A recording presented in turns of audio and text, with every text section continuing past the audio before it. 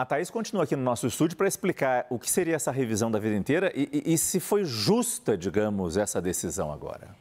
Olha, Márcio, o conceito de justiça é um pouco complicado. Aquelas pessoas que começaram a contribuir com a Previdência antes de 1994, certamente elas perderam, né? Porque elas tiveram que desconsiderar essa contribuição para o cálculo da sua aposentadoria. Mas é a partir de 94 que o Brasil tem uma moeda estável, que a economia se estabiliza, que as contas públicas se estabilizam e que todas as reformas passaram a acontecer desde então. O sistema previdenciário precisa levar em consideração 100% das pessoas que dependem dele, né? E para isso é preciso tirar cada hora de um prato para fazer esse equilíbrio. A reforma da Previdência fez isso, por exemplo, a discussão sobre cada vez mais aumentar a idade mínima para a aposentadoria também é nesse sentido. Então, a questão da justiça e da injustiça, sim, pode ter sido um pouco injusto com algumas pessoas, mas, de qualquer forma, no equilíbrio geral, é isso que precisa acontecer, né? A arrecadação federal chegou a 186 bilhões e 500 milhões de reais em fevereiro deste ano. Esse foi o melhor resultado para o mês da história. Esse é um assunto importantíssimo também. O que puxou isso, Thaís? Esse assunto da arrecadação, Márcio, no final a gente está falando aqui das contas públicas, assim como a decisão do STF de agora há pouco, né?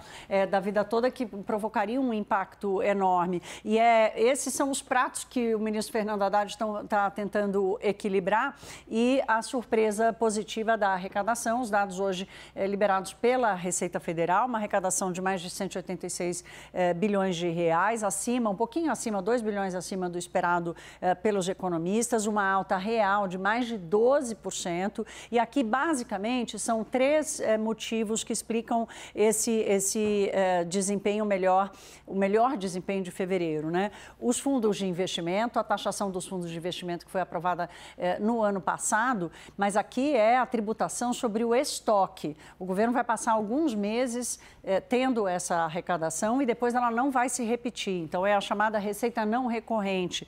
Combustíveis, porque voltou a cobrança de PIS e COFINS sobre os combustíveis e isso é ganho permanente para o governo. E a Previdência por causa do mercado de trabalho, que está aquecido e que vem se recuperando muito através da formalização que paga a Previdência. Então, Márcio, eu conversei com vários economistas hoje, quem já passou pelo Tesouro Nacional, pelo governo, para entender o quanto disso o governo carrega como ganho permanente. Ainda não está claro, a característica ainda é mais pontual do que estrutural. Amanhã de manhã nós vamos finalmente conhecer o equilíbrio das contas do Tesouro Nacional. Aqui é apenas o que a Receita Federal, o que o governo federal recebe de arrecadação de impostos. Amanhã a gente vai ter uma noção melhor de como está o equilíbrio entre receitas e despesas do governo e entender se vai ser preciso ou não fazer bloqueio. A apuração aqui da CNN é que o bloqueio vai ser pequeno, de 3 bilhões de reais, e isso adia